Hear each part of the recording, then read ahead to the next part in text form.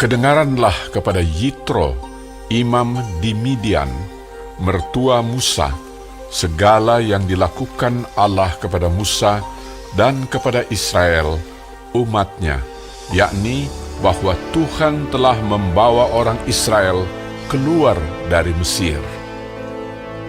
Lalu Yitro, mertua Musa, membawa serta Zipora, istri Musa, yang dahulu disuruh Musa pulang, dan kedua anak laki-laki Zipora, yang seorang bernama Gersom, sebab kata Musa, "Aku telah menjadi seorang pendatang di negeri asing." dan yang seorang lagi bernama Eliezer, sebab katanya, "Allah Bapakku adalah penolongku dan telah menyelamatkan aku dari pedang Firaun."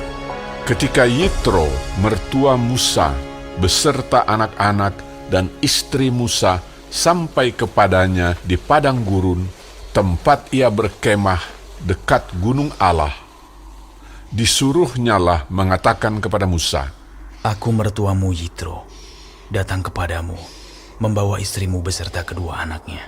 Lalu keluarlah Musa menyongsong mertuanya itu. Sujudlah ia kepadanya dan menciumnya.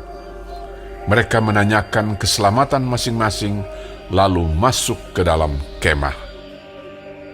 Sesudah itu, Musa menceritakan kepada mertuanya segala yang dilakukan Tuhan kepada Firaun dan kepada orang Mesir, karena Israel dan segala kesusahan yang mereka alami di jalan dan bagaimana Tuhan menyelamatkan mereka.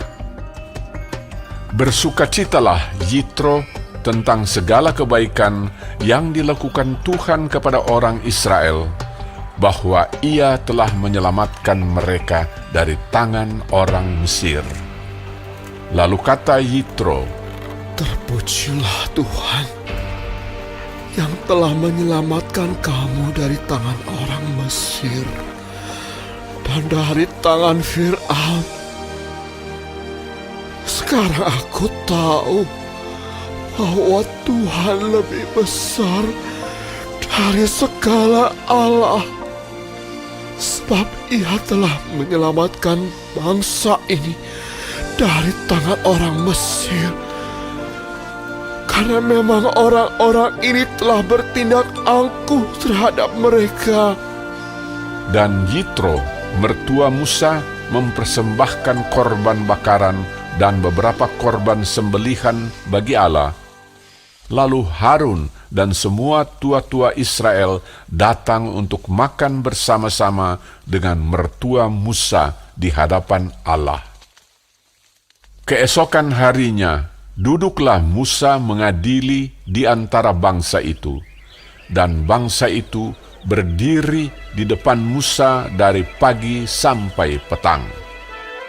Ketika mertua Musa melihat segala yang dilakukannya kepada bangsa itu, berkatalah ia, "Apakah ini yang kau lakukan kepada bangsa itu?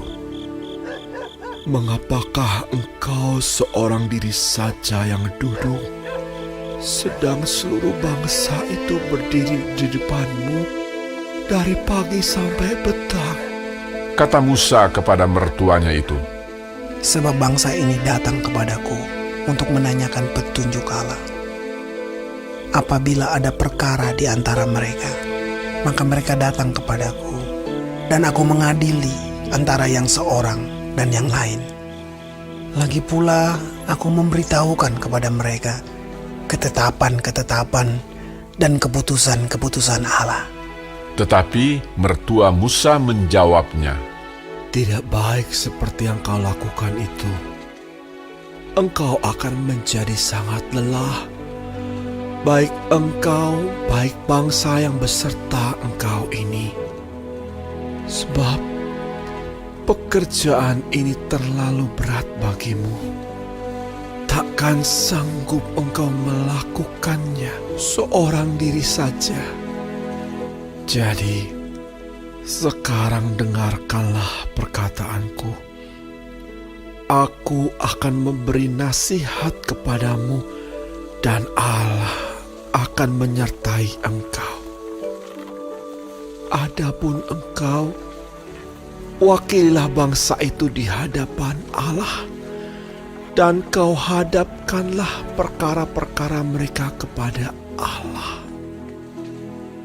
Kemudian, haruslah engkau mengajarkan kepada mereka ketetapan-ketetapan dan keputusan-keputusan, dan memberitahukan kepada mereka jalan yang harus dijalani dan pekerjaan yang harus dilakukan. Di samping itu, kau carilah dari seluruh bangsa itu orang-orang yang cakap dan takut akan Allah, orang-orang yang dapat dipercaya dan yang benci kepada pengejaran suap.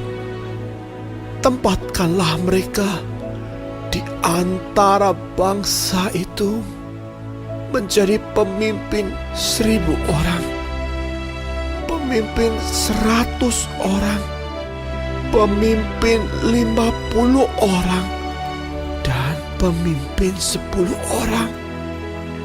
Dan sewaktu-waktu mereka harus mengadili di antara bangsa. Maka segala perkara yang besar haruslah dihadapkan mereka kepadamu. Tetapi segala perkara yang kecil diadili mereka sendiri. Dengan demikian, mereka meringankan pekerjaanmu dan mereka bersama-sama dengan engkau turut menanggungnya. Jika engkau berbuat demikian dan Allah memerintahkan hal itu kepadamu, maka engkau akan sanggup menahannya, dan seluruh bangsa ini akan pulang dengan puas senang ke tempatnya. Musa mendengarkan perkataan mertuanya itu, dan dilakukannya segala yang dikatakannya. Dari seluruh orang Israel, Musa memilih orang-orang cakap dan mengangkat mereka menjadi kepala atas bangsa itu, menjadi pemimpin 1.000 orang, pemimpin 100 orang, pemimpin 50 orang, dan pemimpin 10 orang. Mereka ini mengadili di antara bangsa itu sewaktu-waktu. Perkara-perkara yang sukar dihadapkan mereka kepada Musa, tetapi perkara-perkara yang kecil diadili mereka sendiri. Kemudian Musa membiarkan mertuanya itu pergi, dan ia pulang ke negerinya.